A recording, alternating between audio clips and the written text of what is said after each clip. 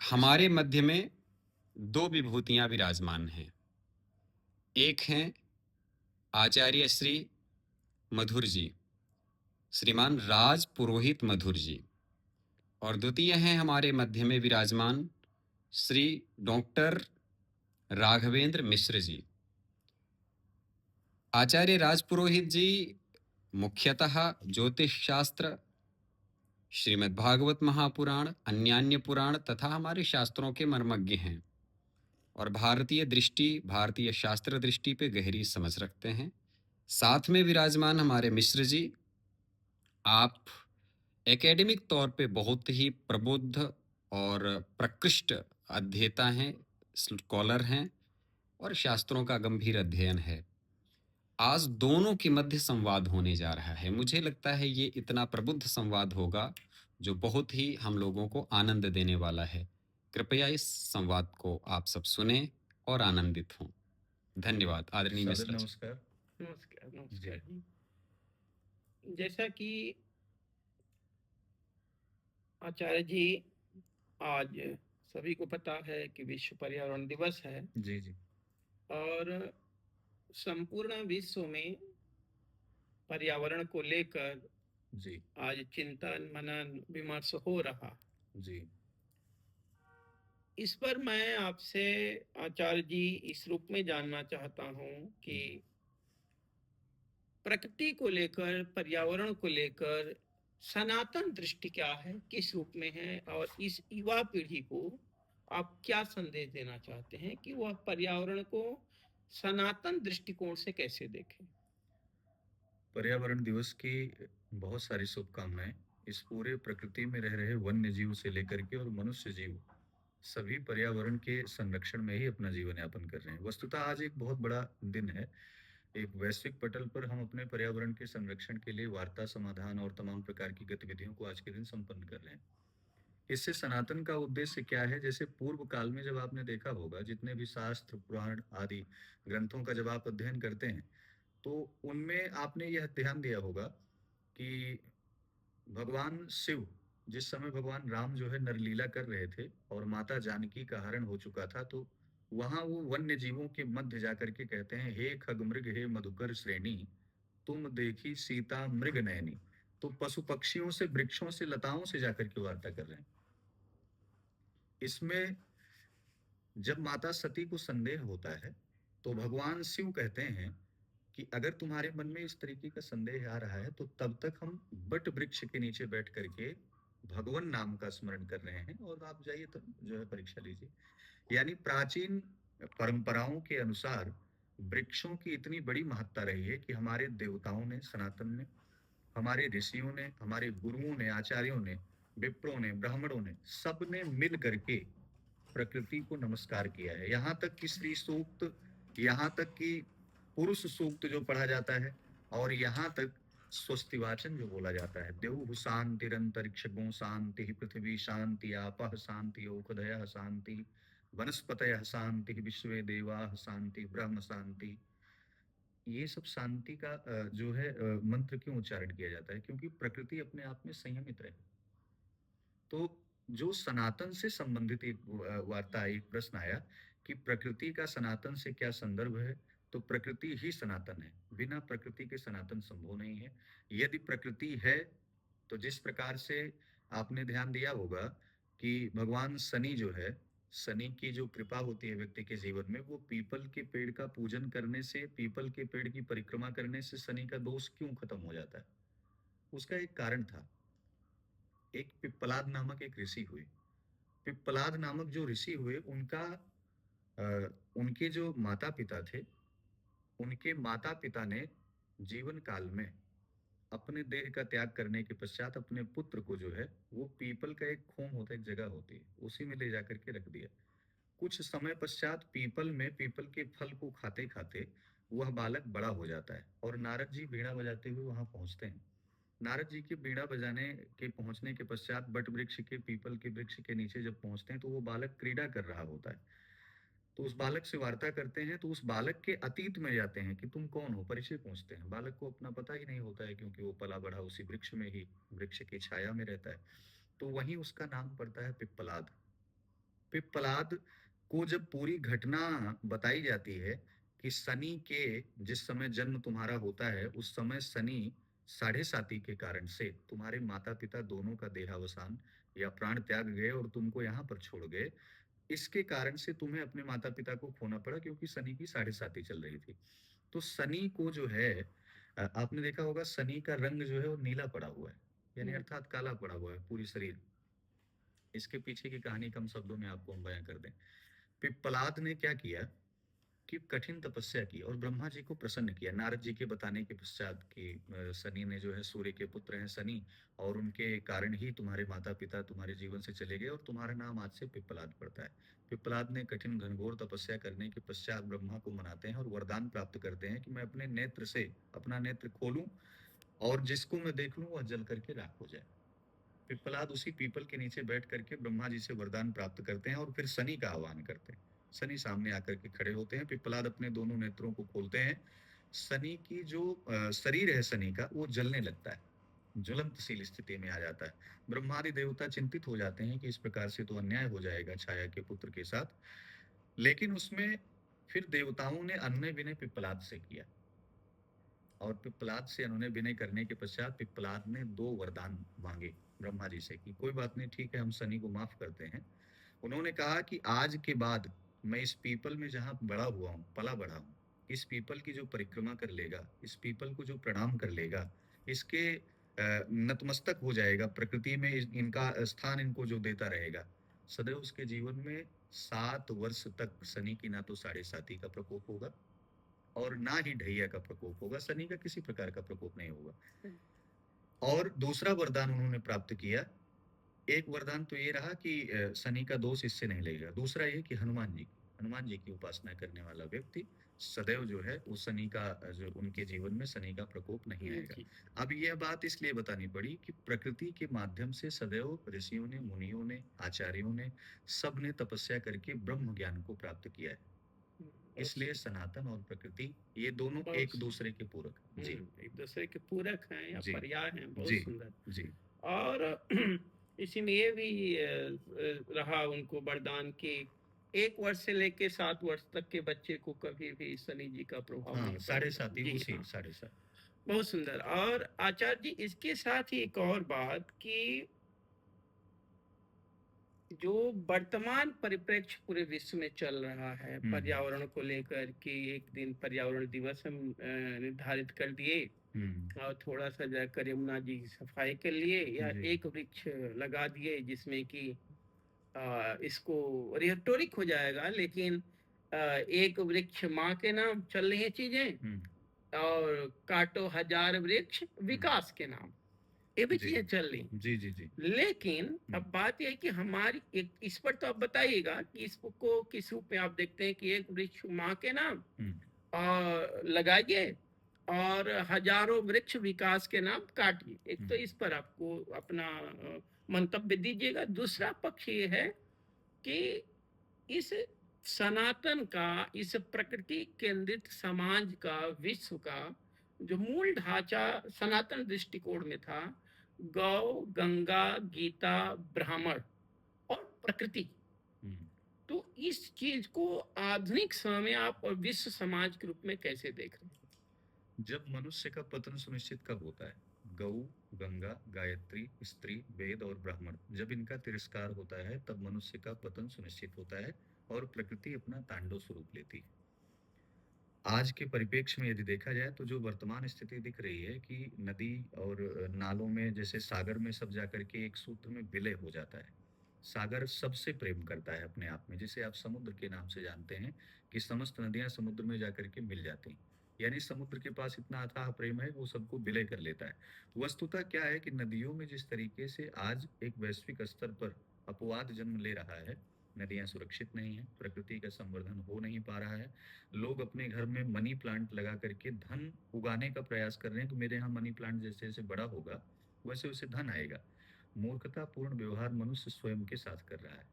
यानी आसपास एक ही बिल्डिंग में कम से कम 20 फ्लैट बने हुए हैं और 20 फ्लैट में 4-4 एसी लगी हुई है। उन 4-4 एसी 20 चौक 80 हो गया। 80 में से आप 60 ही मानिए।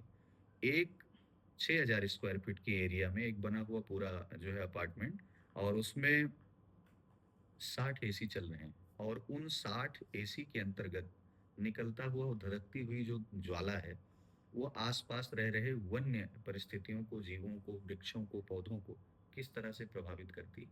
श्वास लेना कहीं न कहीं बद से बदतर स्थिति हो जाती है। मनुष्य क्या है कि मनुष्यता का बोध स्वयं में खो बैठा है।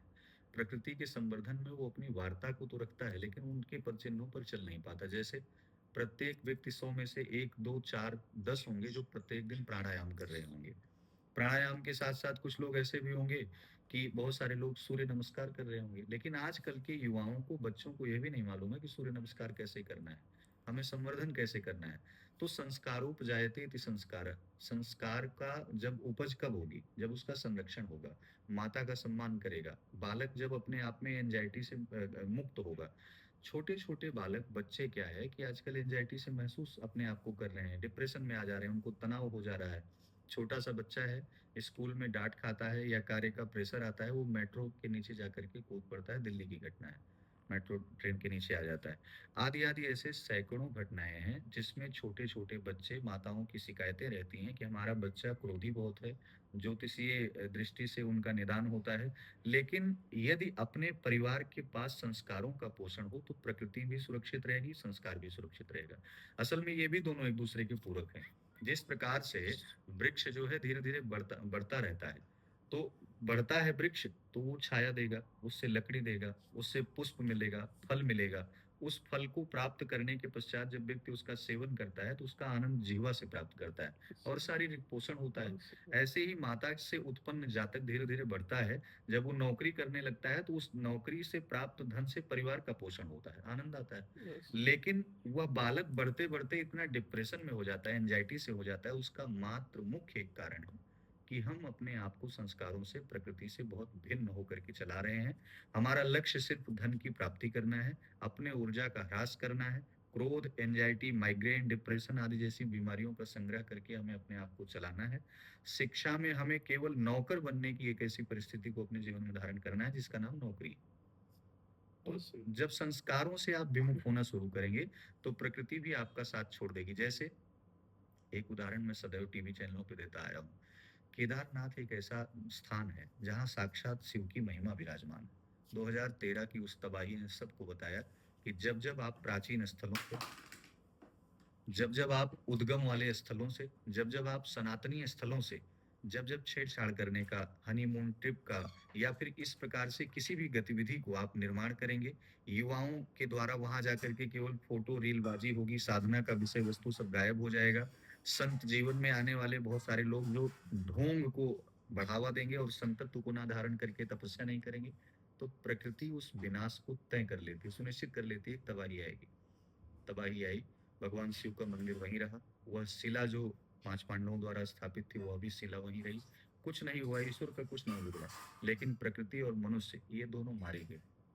इसलिए यह बात बिल्कुल सदैव स्मरण रखनी चाहिए कि जब-जब हम प्रकृति की संवेदनाओं के साथ अपनी संवेदनाओं को जोड़ने का प्रयास नहीं करेंगे, हम अपनी संवेदनाओं में अपने आप में केवल घुटते रहेंगे और पर्यावरण से जुड़ेंगे नहीं, जाकर के वृक्षों के नीचे बैठेंगे नहीं, चिंतन नहीं करेंगे, मनन नहीं करेंगे, हम कुछ पढ़ेंगे नहीं, हम अध्ययन नहीं करेंगे, हम तप नहीं करेंगे, जप नहीं करेंगे, माता-पिता की सेवा नहीं करेंगे, तब तक आपका शारीरिक, मानसिक शोषण के साथ-साथ कुछ समय के बाद पतन भी सुनिश्चित हो जाएगा। जी। और इस पर थोड़ा बस 2 लाइन बोलिएगा कि जी। एक वृक्ष माँ के नाम बहुत अच्छी योजना है और जी। ये होना भी चाहिए। हुँ।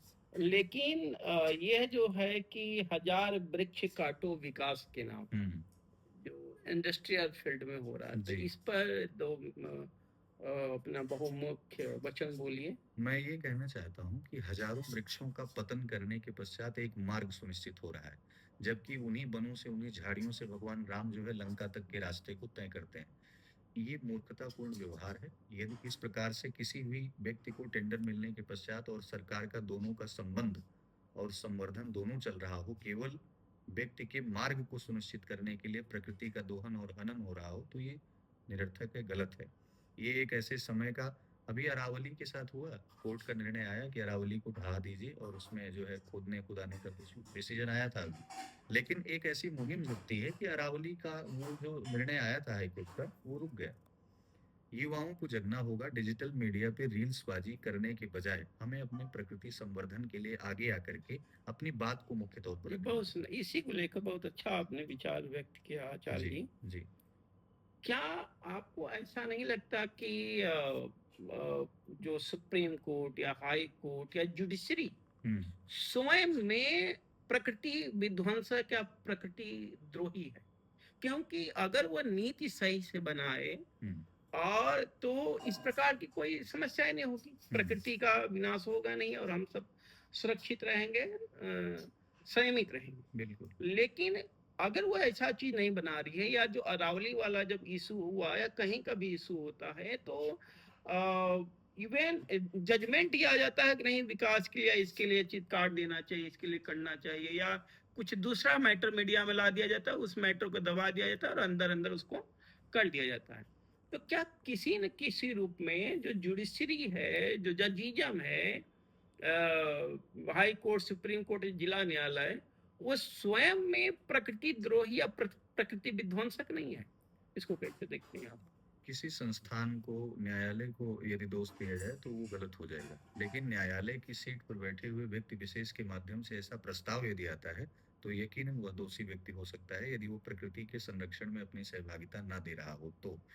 मुझे लगता है न्यायालय एक ऐसी प्रक्रिया है जो पूरे राष्ट्र को, पूरे विश्व को संचालित कर रही है। न्यायालय की उस सीट पर बैठा हुआ व्यक्ति, वो इतना बौद्धिक स्तर में, आज की जो जनरेशन है, जो पढ़ लिख करके न्यायाधीश बन रही है या किसी भी पद पर जा रही है, आप जानते हैं कि वो कोचिंग सेंटरों से होकर के गुजर रही है। आप जानते हैं कि बंद कमरों में वो पढ़ाई कर रही है। उसको क्या मालूम है कि रोड की लाइटों में पढ़ने वाला वो गरीब छात्र, वो जो देश का नेतृत्व करते हुए माननीय अटल बिहारी वाजपेयी जी चले गए, नेतृत्व करते-करते चले गए। ऐसे बहुत सारे जो हमारे पुरोधा हुए, उन पुरोधाओं ने अपने जीवन संस्करणों को इस राष्ट्र की न्यायपालिका में अपने योगदान देते हुए अपना जीवन जो है वो समर्पित कर दिया। आने वाला समय क्या है कि लोग कॉमर्शियल शिक्षा ले रहे हैं। उस कॉमर्शियल शिक्षा के अंतर्गत व्यक्ति के बौद्धिक विकास में प्रकृति कहीं न कहीं वो बुक में तो है, वो शिक्षा पद्धति में, किताबों में तो है, लेकिन ज़हन में नहीं। जी, नहीं, नहीं, मैं इसमें आपका बात बहुत सही आचार्य जी। बस इसमें ये कि जब इस जैसे जितने भी जजेज हैं, हुँ, सब दिल्ली में ही हैं। हुँ, दिल्ली से में जो पर्यावरण समस्या है, जो दूषित हवा पानी, उनके बच्चों को भी समस्या हो रही है, जी, उनके परिवार को भी ये हो रहा है, रोज वो भी आ जा रहे हैं, देख रहे हैं। तो और सभी लोग एक ही जगह बैठे, उनके वस्तुतः आपने बहुत सही बात रखी, उन्हीं के पास केवल पावर भी है इसको संरक्षित और संवर्धित करने का। हुँ, हम आप इसको व्यवहार में ला सकते हैं, हम आप 100-200 वृक्ष लगा सकते हैं, हुँ, लेकिन हम आप डॉक्यूमेंटेशन नहीं कर सकते हैं, जी, हम आप आदेश देकर सबको रूल रेगुलेशंस नहीं बना सकते। हुँ। ये पावर उनके पास है। तो क्यों ना वो इस चीज को क्यों नहीं करते, या किसी न किसी रूप से वो कैपिटलिज्म से लाभान्वित होते हैं, या इसी कारण से प्रकृति द्रोही और प्रकृति विध्वंसक कार्य हो रहे हैं। 30 साल का एक जज हम्म, जो न्याय न्याय की कुर्सी पर बैठता है और वो खुद के डिप्रेशन में अपनी पत्नी के विवाद को झेल नहीं पाता और सुसाइड कर लेता है। आप ये समझिए, मैं बार-बार क्यों आपको ये फोर्स कर रहा हूँ, व्यक्ति उस पुस्तक को कॉमर्शियल रेट पर पढ़ करके वो अध्ययन प्राप्त करके उस सीट तक पहुँच जा रहा है। उस सीट पर पहुँचने के बाद वो क्योंकि आध्यात्मिक नहीं है, उस ऊर्जावान नहीं है, माता-पिता के संस्कारों से परिपूर्णता पोषित नहीं है, वो प्रकृति के संवर्धन में संरक्षित नहीं हुआ है, पालित-पोषित नहीं हुआ है, वो बंद एसी कमरों में पड़ा हुआ छात्र है। तो उसको क्या मालूम है कि अगर हम पूरा ज़मीन से मकान लेकर के पूरा 4 फ्लोर बनाएँगे, तो उसमें 6 एसी लगा देंगे, पूरा कूल रहेगा। तो उसको अपने एनवायरनमेंट से मतलब हो रहा है। आप जब अपना ऑरा बड़ा रखेंगे, न्यायालय और न्यायाधीश, ये जो दोनों पद हैं, जो संस्था है, वह पूरे विश्व के लिए कार्य करती है, पूरे भारत के लिए, पूरे राष्ट्र के लिए कार्य करती है। मुझे लगता है उस पर बैठे हुए व्यक्ति को अरावली जैसे घटनाओं का ज़िक्र करते हुए उस पर इस तरीके का कोई भी एविडेंस जारी नहीं करना चाहिए था। दूसरा ये, यदि अगर मान लो आपके विवेक में, बुद्धिमत्ता में ऐसी स्थिति आती है, तो आप युवाओं को प्रेरित करिए, क्योंकि आपके जजमेंट को पूरा विश्व, पूरा राष्ट्र, पूरा भारत देश सुनता है, पूरा प्रदेश सुनता है। तो आप प्रकृति के संवर्धन में, संरक्षण में आप अपने नियमों को, नियमावली को जब उतारेंगे, तो ये रास्ते में जो रास्ता बन रहा है, जहाँ वृक्ष कट रहे हैं, बिना कटे हुए भी रास्ता तैयार होगा और वृक्षों का संवर्धन भी। बहुत सुंदर। इसके साथ ही आचार्य जी की आप एक चीज ये भी ध्यान बताइए, इस पर अपना प्रकाश डालिए कि हम्म, प्रकृति और पर्यावरण हम्म, और काम तत्व, काम पुरुषार्थ, इनके समन्वय, समरसता और संरक्षण संवर्धन को किस रूप में देखते हैं आप? नहीं, काम काम को प्रकृति से जोड़ना, प्रकृति कभी काम को उद्गम स्थिति में नहीं ले आती। आपने ध्यान दिया हो, भगवान शिव तपस्या कर रहे हैं, भगवान शिव की तपस्या करते हुए कामदेव आता है, भगवान शिव की तपस्या को बारंबार भंग करने का प्रयास करता है।